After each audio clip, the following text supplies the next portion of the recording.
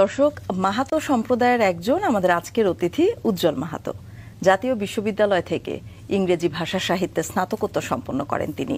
নিজ জাতিগোষ্ঠীর মানুষের কল্যাণে এবং ভাষাকে টিকিয়ে রাখতে চাকরির পাশাপাশি কুড়মালি ভাষায় গান, উপন্যাস আর অনুবাদ রচনা করে যাচ্ছেন তিনি। গবেষণা করছেন কুড়মালি ভাষা নিয়ে। তিনি 2013 সালে কুড়মালি ভাষায় কারাম নামে একটি উপন্যাস রচনা করেন। 2014 সালে তার কথা এবং সুরে কুড়মালি ভাষায় 12টি গান নিয়ে এগবান নামে একটি অ্যালবাম বের হয়। 2000 ধরা হয়েছে। চলুন আমাদের অতিথির কাছে শিখবে।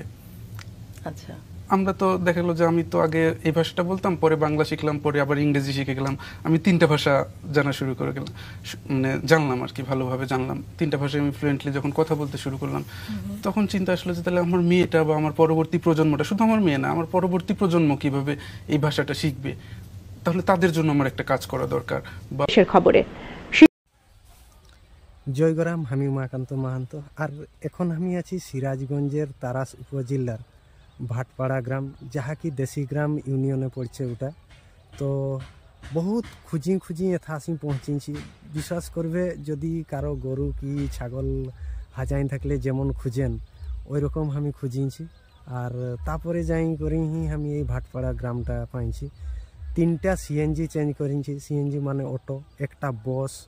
আর মন ইচ্ছা পয়সা আমার ঠিলে লুটিনছেন, যে যতকু কহিছে আমি দিনছি, আমি কাকু মানা করিন। কেননা আমাকে আমার জায়গায় পৌঁছিবার আছে। তো এথা পৌঁছিবার আমার উদ্দেশ্য হইল, এথা যেন ভাটপাড়া গ্রামটা, এথা অনেক মাহাতো আছেন। আর এথা মাহাতোরা কেমন আকারে রহিছেন, এথাকারের একটা বুদ্ধিজীবী আছেন যে কি কুড়মালি ভাষার গবেষক। আর কুড়মির ছানা কেমন পড়বেন, কোন কি পড়লে ওদের ভালো হবে, উয়ারও ওদের একটা সংস্থা রাখিছেন।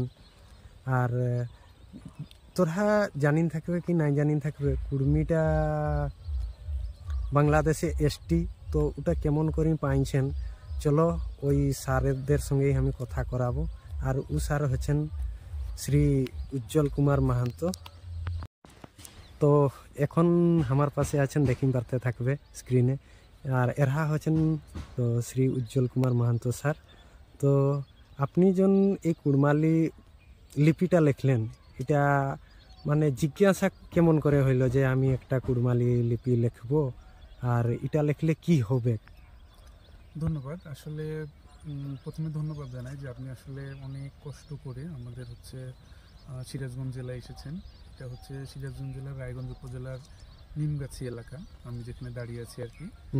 তো আমি উজ্জ্বল কুমার মাহাতো, মূলত কুড়মালি ভাষা সংস্কৃতি নিয়ে দীর্ঘদিন যাবৎ চেষ্টা করছি কিছু লিখে যাওয়ার। জানি না কতটুকু লিখতে পারছি বা কতটুকু কাজ করতে পারছি বা করতে পারতেছি। তো আসলে উনি যেমনটা বলছিলেন যে বা আপনি যেমনটা বলছিলেন যে এই লিপির কথাটা, আসলে লিপিটা না, মূলত আমি ভাষাটা নিয়ে কাজ করছি। ভাষাটা নিয়ে আপনি কাজ করছেন? মূলত আমি লিপিটা নিয়ে কাজ করতে অতটা আগ্রহী না, যদিও লিপিটা খুব দরকারি। যদি আমরা লিপিটা নিয়ে কাজ করতে পারতাম তাহলে এতদিনে আমাদের মানে 5ম শ্রেণী পর্যন্ত যে মানে আপনার প্রাথমিক শিক্ষাটা আছে, এটা আমাদের সরকার বাধ্যতামূলক যেটা করেছেন, তো সেই শিক্ষা ব্যবস্থায় আমাদের 5টা জাতিগোষ্ঠীর ভাষায় আপনার পাঠদানের ব্যবস্থা করা আছে, পঠন পাঠনের ব্যবস্থা করা আছে। তো সেই পঠন পাঠনটা মূলত আমরা করতে পারতাম যদি আমাদের লিপি থাকতো, যদি আমাদের ভাষাটা স্টাবলিশ আরও বেশি থাকতো। তো আসলে সবেমাত্র আমাদের যাত্রা শুরু হয়েছে এই ভাষা নিয়ে। মোটামুটি আমরা চেষ্টা করছি যে এই ভাষাটাকে কিভাবে মানে আরও সমৃদ্ধ করা যায়, কিভাবে আরও পূর্বের যে ভাষাগুলো আছে, যেমন যে বিষয়গুলো আমরা অনেকটা ভুলে গেছি, অনেক শব্দ আমরা ভুলে গেছি। যেমন আজকে সকালেই কথা হচ্ছিল যে পুরানো শব্দটা এটা একটা বাংলা শব্দ। তো পুরানো থেকে ফুরাল থেকে আমি এটা খুঁজতে একসময় একজন মনীষীর কাছে, যে আমাদের যারা কুড়মালি লিপি নিয়ে গবেষণা করছেন, কাজ করছেন, তাকে জিজ্ঞাসা করলাম। উনি বললেন যে এটা তো শিরানো শেষ হয়ে যাওয়া। তো উনি বললেন তখন তো আমার আসলে মনে পড়লো যে হ্যাঁ হ্যাঁ এই শব্দটা তো আমরাও ব্যবহার করতাম আগে, হ্যাঁ হ্যাঁ কিন্তু আমার হয়তো মনে নেই বা হচ্ছে এখন আমাদের প্রজন্ম এটা ব্যবহার করছে না, কিন্তু হুম। এক সময় কিন্তু আমরা এই শব্দটা ব্যবহার করেছি। এই যে ব্যাপারটা, এটাকে আমি বলছি যে হচ্ছে আমাদের ভাষাটাকে আরো মানে কি বলবো, এটাকে আরো ভালো করা। তার মানে এই না যে আমি অন্য কোনো শব্দ এখানে যুক্ত করে ভালো করা, সেটা না, সেটা বোঝাচ্ছি না। আমি বলছি যে এই ভাষার যে আমাদের যে আদি শব্দগুলাকে খুঁজে বের করতে হবে আমাদেরকে। আমাদের যে বয়স্ক ব্যক্তিগুলো আছেন যারা মারা যাচ্ছেন তাদেরকে বলে বলে বা তাদেরকে ধরে ধরে এই শব্দগুলো যদি আমরা লিখে রাখতে পারি, এই ঝুমুর গীতগুলো যদি আমরা লিখে রাখতে পারি, তবেই মূলত আমাদের এই ভাষাগুলো কিন্তু বেঁচে থাকবে। তারই ধারাবাহিকতায় আমি মূলত হচ্ছে লেখালেখি করার চেষ্টা করছি আপনার 2009 সালে। 9 সাথে, হ্যাঁ ঠিক আছে। আমাদের এই জন বাংলাদেশে কোন কোন জেলায় আমাদের কুর্মী ভাই বোনরা আছেন? হ্যাঁ ধন্যবাদ। আসলে সুন্দর বলছেন আপনি যে কোন কোন জেলায় আমাদের আছে। তো আসলে আমি এটা নিয়ে এক সময় একটা মানে বড় একটা কাজ শুরু করেছিলাম। করোনাকালীন সময় মূলত এই কাজটা আমি করি। আসলে আমাদের একটা পরিসংখ্যান থাকা দরকার। আমাদের এই জনগোষ্ঠীর মানুষ কোথায় কত ঘর আছে, কত বাড়ি আছে, কারা কারা আছে, কি কি করছে, এই জিনিসগুলোর আমাদের একটা সার্ভে থাকা দরকার। তো আমি আসলে ব্যক্তি উদ্যোগে ওই সময় একটা মূলত বইয়ের জন্য এই কাজটা আমি করি। মাহাতো জনগোষ্ঠীর সমাজ সংস্কৃতি নামে বইটা প্রকাশিত হয়।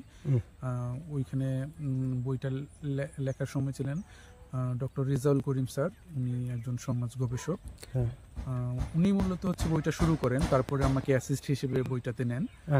আর ভারতের একজন ছিলেন ডক্টর, উনির নামটা আসলে এই মুহূর্তে আমি মনে করতে পারছি না, উনিও ছিলেন। তো আসলে তিনজন মিলে আমরা ভারতের কিছু তথ্য, পাশাপাশি হচ্ছে সারা বাংলাদেশ, পাশাপাশি মূল কাজটা করছিলেন আমাদের ডক্টর রেজাউল করিম স্যার।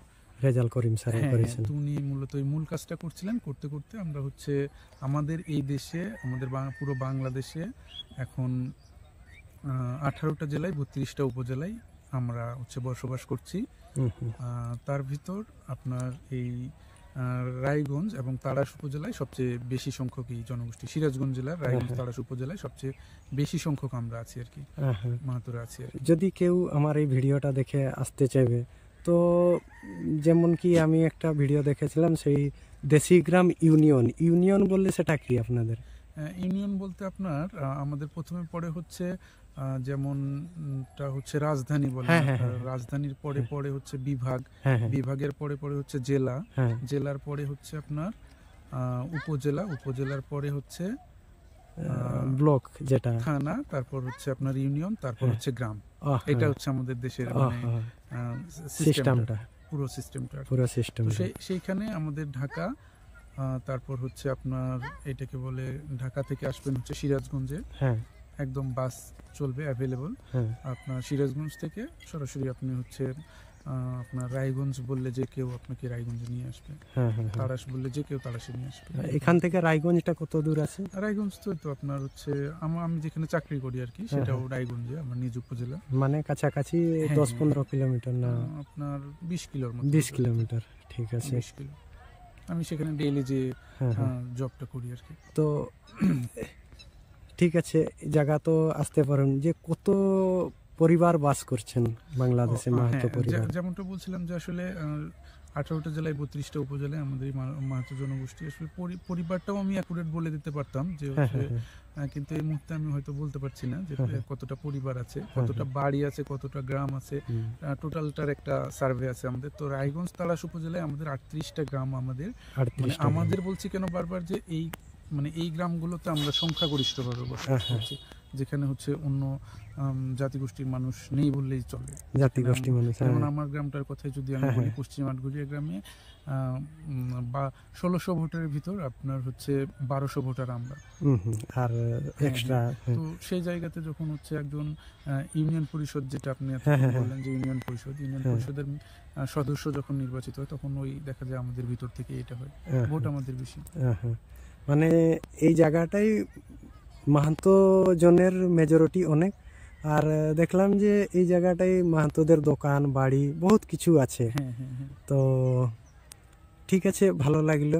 তো এই যে এই জায়গাটাই মানে বাংলাদেশে কুর্মীকে মানে এসটির দরজা দেওয়া হয়েছে না ওবিসি আছে? হ্যাঁ, এটা এখানে সকল আমাদের এসটি বলতে আপনারা ভারতে যেটা শিডিউল ট্রাইব হ্যাঁ, হ্যাঁ, হ্যাঁ, বলেন, আর হ্যাঁ, আমাদের schedule। এখানে হচ্ছে আপনার এটাকে হচ্ছে বাংলাদেশ সরকার যেটাকে বলে হচ্ছে আদিবাসী। হ্যাঁ, হ্যাঁ, আদিবাসী বলতে এখন ক্ষুদ্র নৃতাত্ত্বিক জনগোষ্ঠী বলা হচ্ছে বাংলাদেশের সরকারের পক্ষ থেকে।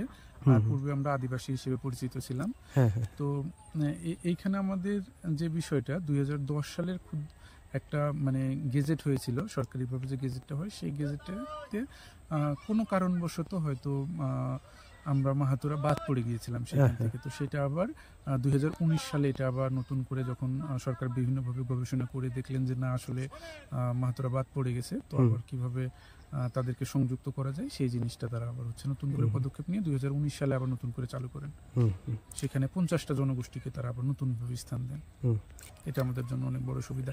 আর সেই সুযোগ সুবিধাগুলো নিয়েই আমাদের এইখানে অনেক মানে যারা হচ্ছে পড়াশোনা করেছেন আগে 2000 সালের দিকে একটা আমাদের বড় ধরনের বিপ্লব হয় আর কি এখানে, মানে শিক্ষার একটা বিপ্লব হয়। আমাদের ছেলেমেয়েরা শিক্ষার দিকে বেশ ঝুঁকে যেয়ে পরবর্তীতে আপনার হচ্ছে এখানে অনেকে হচ্ছে পড়াশোনার প্রতি মানে খুবই আগ্রহ সৃষ্টি হয়, পাশাপাশি হচ্ছে ভালো ফলাফল করে সবাই। আমি যেটা বলতে চাচ্ছি যে সবাই খুবই ভালো ফলাফল করার ফলে দেখা যায় যে আমাদের এখানে এখন মোটামুটি 7 জন এমবিবিএস ডাক্তার, 7 জন এমবিবিএস ডাক্তার। অনেক তো যাবি সরকারি থেকে জব পেয়েছেন, সরকারি থেকে তারা জব করছেন, পাশাপাশি আমাদের সমাজকেও তারা সার্ভিস দিয়ে দিচ্ছেন বিনামূল্যে। 7 জন আমাদের এখানে শ্রদ্ধেয় গঞ্জেন্দ্রনাথ মাহাতো কাকা আছেন, উনিও একজন এমবিবিএস ডাক্তার, ঢাকা শিশু হাসপাতালে উনি জব করেন। তো উনিও দেখা যায় যে শুক্রবার আসলেই, তারপর হচ্ছে ডাক্তার নির্মল কুমার মাহাতো আছেন, তারপর ডাক্তার প্রবীণ কুমার মাহাতো আছেন, উনি এফসিপিএস, উনি বাংলাদেশের ভিতরে একটা বড় একটা সর্বোচ্চ ডিগ্রি আর কি ডাক্তারের ভিতর এফসিপিএস করা। তো উনিও দেখা যায় যে আসলে এই 3 জন ব্যক্তি যখন আসেন আমাদের এলাকায় প্রত্যেক শুক্রবারে, তো অবশ্যই আসেন, শুক্রবারে আসলেই ওই দিন আমাদের মানে মাহাতো যারা আছে একদম তার বাড়িতে সবাই যে একদম দেখে বসে যে আসছেন আর কি। তাদের কোনো টাকা লাগে না, কোনো কিছু লাগে না, একজন বিশেষজ্ঞ ডাক্তারকে ফ্রি দেখাতে পারে, এটা আমাদের জন্য অনেক বড় পাওয়া। উনি আছেন। তো তারপর আরো একজন আমাদের সবচেয়ে বড় মানে গর্বের জায়গা যেটা আমাদের একজন এডিসি হয়েছেন, এখন উনি গাইবান্ধাতে কর্মরত আছেন। এই 2000 সালের যে শিক্ষার যে একটা রিভলিউশন বলছি তার ফল উনিরাই এই শিক্ষার মানে যে ব্যাপক রিভলিউশন সেটা কিন্তু উনিরাই করাইছেন মূলত। তো আসলে ওই এডিসি দাদার কথা যেটা বলছিলাম যে সুশান্ত কুমার মাহাতো, উনি এখন গাইবান্ধাতে অতিরিক্ত জেলা প্রশাসক। এডিসি আপনারা বুঝবেন কিনা আসলে, অতিরিক্ত জেলা প্রশাসক এটাকে বলে। একটা জেলার হচ্ছে মানে আর একটা প্রমোশন পেলে তিনি একটা জেলার প্রধান হবেন। যাবি হোক মানে অনেক বড় বড় স্থানে আপনাদের মাহাতোরা আছেন। আর তো আরেকটা কথা জানতে চাই যে এটা হলো আমাদের মুসলিম কান্ট্রি এরিয়া, তো এখানে যদি কোনো মুসলিমে আমাদের এই মাহাতো লোকের জমি জমা নিতে চায় তো কেমন করে নেবে? এখানে আসলে আমরা মানে অনেক সম্প্রীতির সাথে সকলে বাস করছি আসলে। এই যে ধরেন আমাদের এখানে সেরকম যে অন্যান্য জায়গাতে যেরকম দাঙ্গা বা বিবাদ বা আমাদের ঝগড়াঝাটি এটা ওটা তাদের সাথে কখনো আমাদের হয় না, বরং আমরা একই সাথে সবাই মিলে মিশে ভাই ভাই যেরকম চলি সেরকম চলা হয় আর কি। তাদের সাথে আমাদের কখনো সেরকমই হয় না। তো সেইখানে মানে সরকারের বড় একটা ভূমিকা আছে। সরকার মানে খুব সুন্দর একটা পদক্ষেপ নিয়েছেন এইখানে, যে আমাদের বাংলাদেশ সরকার যে আমাদের যদি মানে আমরা যেন এখানে ল্যান্ডলেস না হয়ে যায় সেই জন্য সরকার চেষ্টা করছেন যে এইখানে যে জমিগুলো আছে আমরা যদি বিক্রি করতে চাই কোনো মানে মুসলিমের কাছে বা অন্য ধর্মাবলম্বীর কাছে যদি বিক্রি করতে চাই তাইলে এটা আপনার হচ্ছে জেলা প্রশাসকের অনুমতি সাপেক্ষে এটা করতে হবে। আর উনি যদি হচ্ছে মানে এটা বিচার বিশ্লেষণ করে যদি দেখেন যে এটাতে হচ্ছে ফোর্স করে কোনোভাবে নেওয়া হচ্ছে তখন সেটা হয় না। মূলত তিনি মানে বলতে চাচ্ছি যে উনি আসলে আমাদের কাছ থেকে জমি জবরদখল করে সেটা করতে পারেন, কিনে নেওয়ারও তাদের খুব একটা অধিকার নাই আর কি।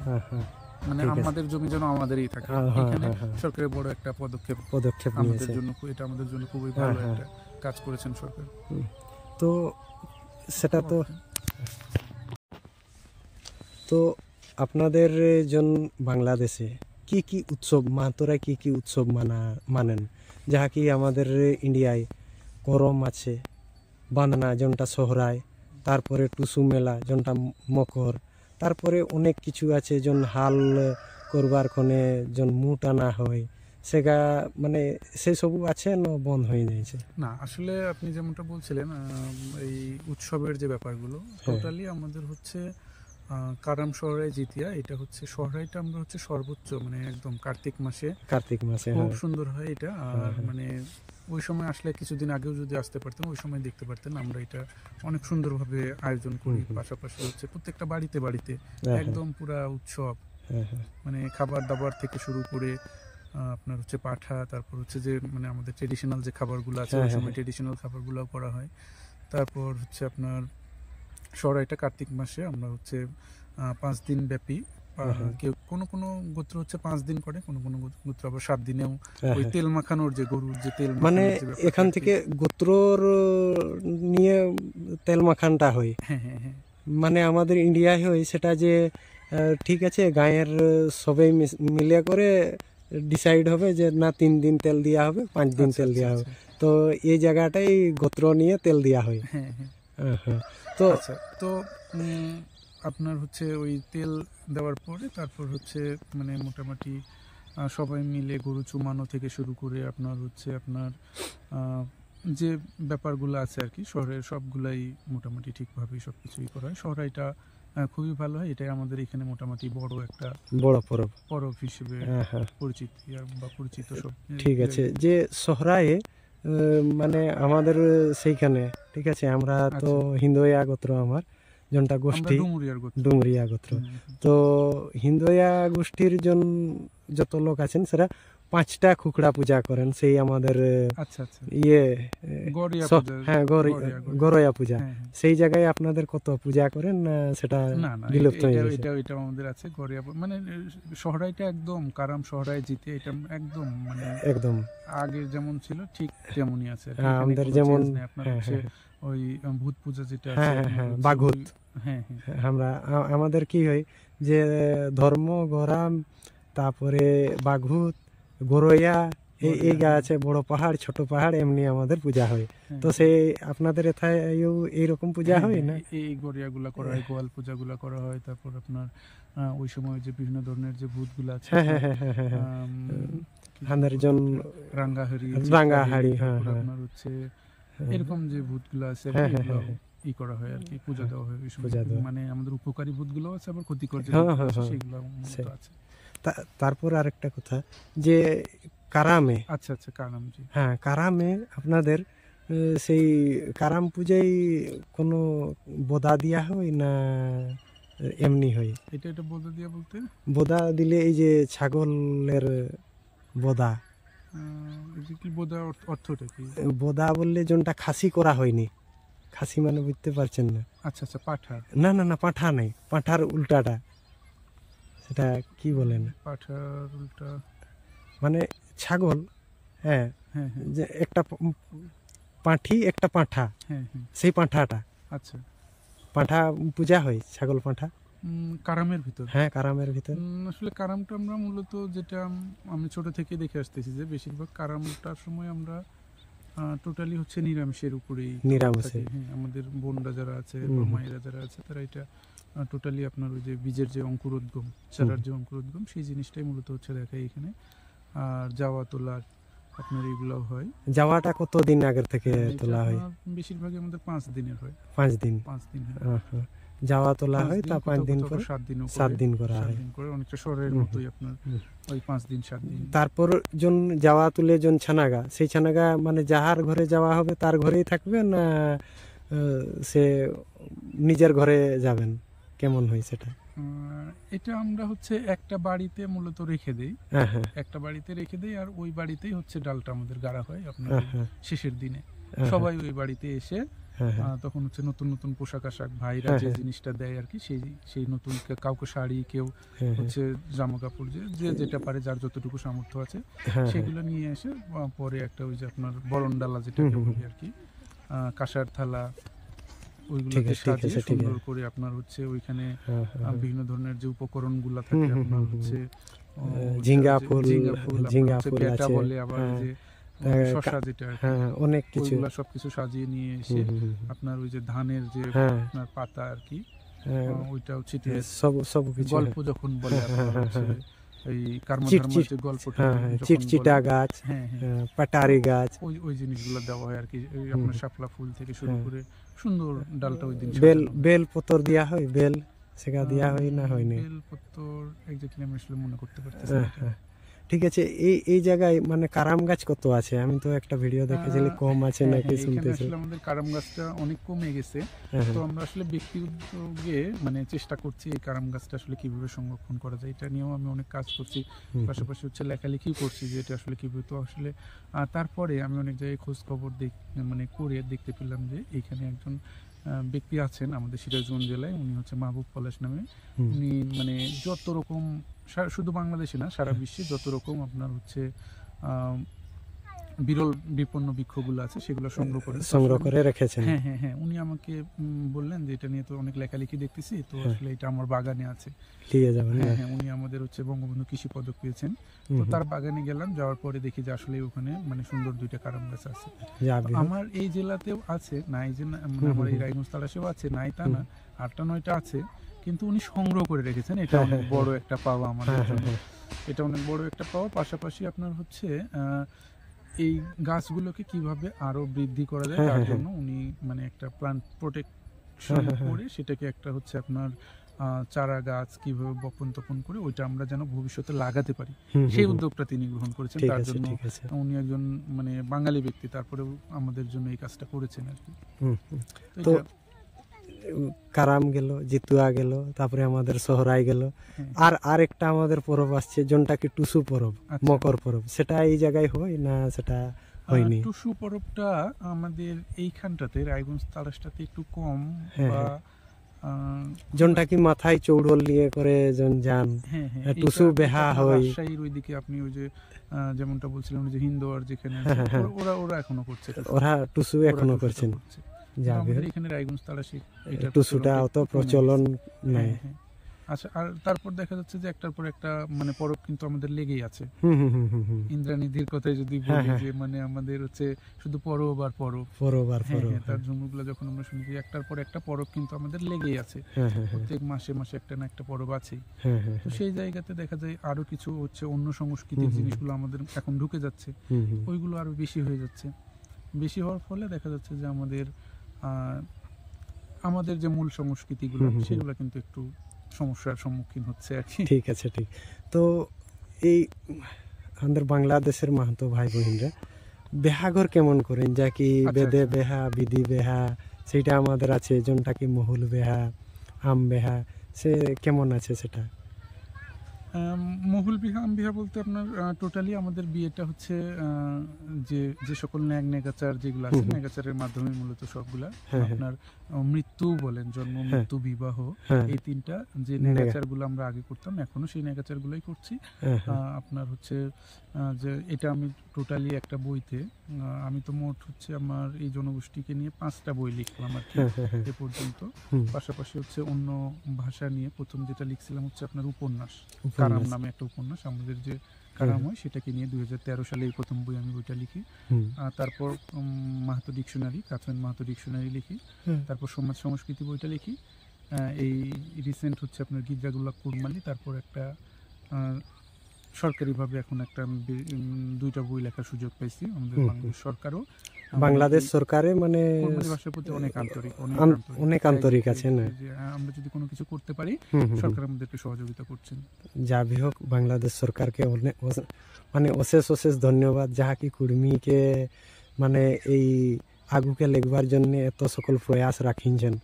তো আর কিছু কোশ্চেন রয়েছে? বলছিলেন আপনি যে বিয়েটা হচ্ছে টোটালি আমাদের যে আপনার আম বিয়ে থেকে শুরু করে আপনার হচ্ছে অম্ল খাওয়া, যেটা আমলো খাওয়া, এগুলো হয় আপনার হচ্ছে, তারপর মাড়ুয়া বাঁধা, মাড়ুয়া বাঁধা, এই বিষয়গুলো যেগুলো আছে টোটালটাই আমরা হচ্ছে করি।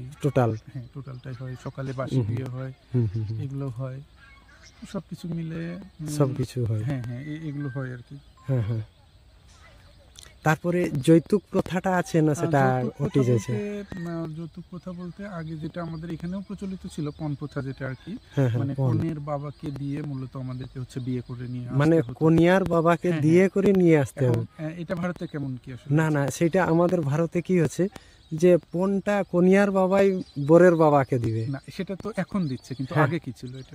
আগে তো সেটা আগে আমি জানি আমার জানার মতে এমনটাই ছিল। এমনই ছিল হ্যাঁ, না, এমন সেটা ছিল। আমি কিন্তু আগে আপনার মুখ হচ্ছে, থেকেই শুনলাম। আগে আপনার হচ্ছে মেয়ের বাবাকে দিতে হতো, মানে মেয়ের বাবাকে পণটা দিয়ে করে বিয়া করতে হবে। মুরব্বীরা এমনটাই বলেন। হ্যাঁ হ্যাঁ আগে হচ্ছে কনের বাবাকে দিয়ে তারপর হচ্ছে আপনার সেটা যত কমই হোক বা যত বেশি হোক, হ্যাঁ, হ্যাঁ, সেটা হ্যাঁ। তাদেরকে দিয়ে তারপর ওই মেয়েটাকে নিয়ে আসতে হতো। হুম, হুম। যেন ওই মেয়েটাকে সম্মান দেখিয়ে নিয়ে আসা হতো আমাদের এটা। না তো সেইটা তো সেই আমাদেরও এবারও দেয়া হয় যে 1 টাকা দেন।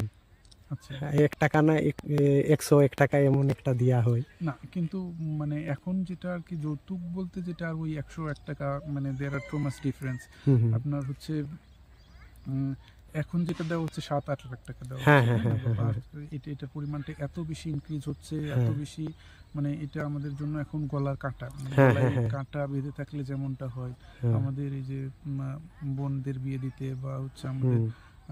যারা আছে তাদেরকে বিয়ে দিতে, হ্যাঁ, তারা হ্যাঁ, মানে দেখা যাচ্ছে বোন এটা আমার বিটিদের গলার বিয়ে কাঁটার মতো হ্যাঁ, হয়ে হ্যাঁ, যাচ্ছে। একটা বোন বিয়ে দিতে গেলে একটা জমি বিক্রি করা লাগতেছে। হ্যাঁ, হ্যাঁ, তো এই ল্যান্ডটা তো আমরা ল্যান্ড প্রপার্টিটা হচ্ছে, হ্যাঁ, এটা হ্যাঁ, আমাদের জন্য খুবই ক্ষতিকর। হ্যাঁ। তো এই জিনিসটা যদি আমরা রিমুভ করতে পারতাম, আমাদের সোসাইটি আরো ভালো থাকতো। তারপরে লাস্ট কোশ্চেনে যে আমাদের বাংলাদেশের মাহাতো ভাই বোনরা বিশেষ করে মানে কৃষিকে বেশি নির্ভর করে না অলগা কিছু কাজ কাম করে না বিজনেস করে? মূলত এখানেও আমরা হচ্ছে কৃষি কেন্দ্রিকই মূলত, কৃষিকেন্দ্রিক। কৃষি নির্ভরই মূলত, সবাই হুম। বেশিরভাগই কৃষি নির্ভর। তো তারপরে এখন হচ্ছে মোটামুটি পড়াশোনা করে শিক্ষা দীক্ষায় মোটামুটি পেশাটা চেঞ্জ হচ্ছে আর কি। হুম, এখন আমি যেমন চাকরিজীবী, আমার ওই হ্যাঁ, চাকরি হ্যাঁ, করছে, আমার পরিবারে 4-5 জন চাকরিজীবী, এরকম হচ্ছে আর কি। ডেভেলপ করতেছি আমরা, বিভিন্ন সেক্টরে কাজ করতেছি, দেশের জন্য কাজ করতেছি অনেকে, এরকম আর কি। তারপরে আরেকটা কথা শুনলি যে এই জায়গায় আদিবাসী ছাত্র সংগঠন একটা হয়েছে, যাহা কি কুড়মালি ভাই বোনরাকে কি উপদেশ দিবার জন্য না? হ্যাঁ, এইটা যেমন যে হচ্ছে আপনার মাহাতো আদিবাসী ছাত্র সংগঠন, মিসাব নাম সংক্ষেপে এটাকে বলে। তো এটা আসলে আমরা 2000 সালের দিকে আমাদের যারা ওই যে প্রথমে বললাম সুশান্ত দাদা, তারপর হচ্ছে অখিল চন্দ্র মাহাতো, তারপর হচ্ছে এরকম যারা আছেন মোহন মাহাতো, হুম, হুম, হুম। ইনিরা হচ্ছে চিন্তা করলেন যে হচ্ছে আরো অনেকে, এখন এই 3 জন মিলে তো আর এটা করতে পারবে না, অনেক বড় একটা সংগঠন করেছেন তারা, হুম। যে আমাদের ছেলে মেয়েগুলোকে একসাথে যদি আমরা একত্র করতে পারি, একদিন যদি তাদেরকে নিয়ে আমরা বসতে পারি, তাদেরকে বিভিন্ন ধরনের উপদেশ, শিক্ষা, হুম। কিভাবে তারা পড়বে, কিভাবে তারা বিশ্ববিদ্যালয়ে পড়বে, কিভাবে সুবিধাগুলো নিবে, সরকারি সুবিধাগুলো নিবে, হুম। এই বিষয়ে তাদেরকে যদি আমরা একদিন জ্ঞান দিতে পারি, তাহলে দেখা যাবে যে আমাদের ছেলে মেয়েগুলো, আর এই কাজটা করার পরেই আমাদের মূলত শিক্ষাতে একটা রিভলিউশন হয়, বড় ধরনের রিভলিউশন।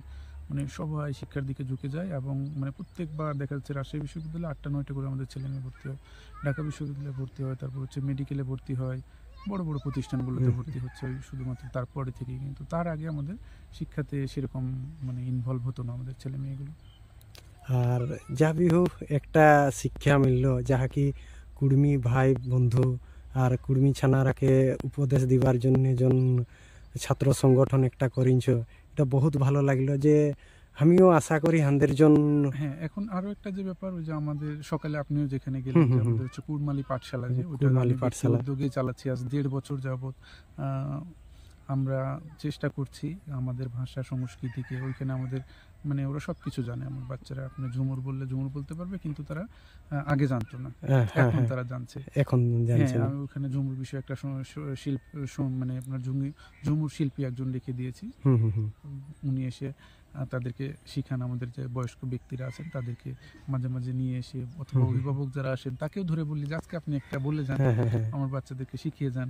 হয়তো ঠিক আমি আছে। অনেকটা বলতে পারি না, হ্যাঁ, হ্যাঁ, আমি হ্যাঁ। হয়তো লেখালেখির সাইটগুলো দেখি হ্যাঁ, হ্যাঁ, হ্যাঁ। বলতে পারি না, তখন ওকে বলে উনি গিয়ে একটা ঝুমুর এসে গীত বলে তাদেরকে শুনিয়ে তাদেরকে দেখা যায় যে শিখিয়ে যান আর কি, এরকম ব্যাপারটা হয়। আর তো এই এটাও একটা মানে করা যেতে পারে সারা দেশে বলেন বা বিভিন্ন জায়গায়। অলরেডি আমি চেষ্টা করছি, রাজশাহীতে চেষ্টা করছি, আপনার ফরিদপুর জেলাতে চেষ্টা করছি, যেখানে আমাদের ছেলে মেয়েগুলো সংস্কৃতিগুলো ভুলে যাচ্ছে। হুম, হুম।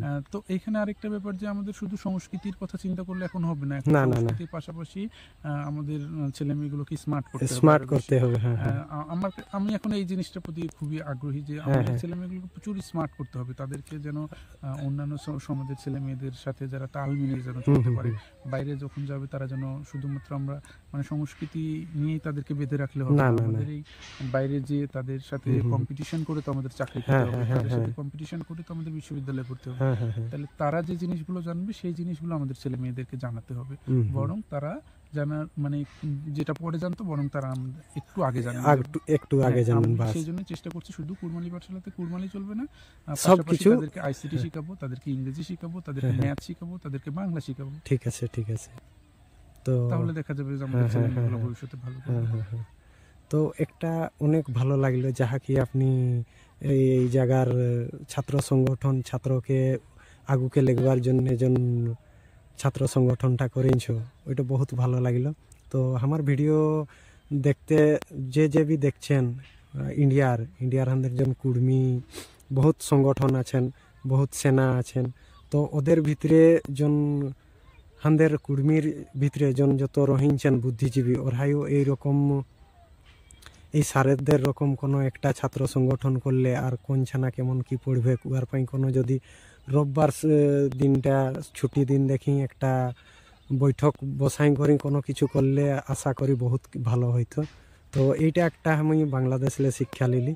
তো বহুত বহুত ধন্যবাদ উজ্জ্বল স্যার, আর বহুত টাইম দিন থাকবার জন্যে মানে এই ব্যস্তবহুল জীবনে যাহা কি শুনতে পালি যে আপনারা কোনো একটা গভর্নমেন্ট জব করছেন, আর সেই গভর্নমেন্ট জবের তো অনেক কাম ছাড়ি আমাকে জন টাইম দিনছ, বহুত বহুত ধন্যবাদ। আর আমাকে জন ঘুরাছ এই মাহাতো এরিয়ায় এটার পাইও অনেক অনেক ধন্যবাদ। আর আমাদের ইন্ডিয়া দিগেও বহুত বহুত ধন্যবাদ। আশা করি আমি আমাদের জন ইন্ডিয়ায় বুদ্ধিজীবীরা আছেন ওদের সঙ্গে ডাইরেক্ট যাই করি তাহলে ফেস টু ফেস মোবাইলে কথা করবার চেষ্টা করব, এইটাই হচ্ছে আমার প্রয়াস।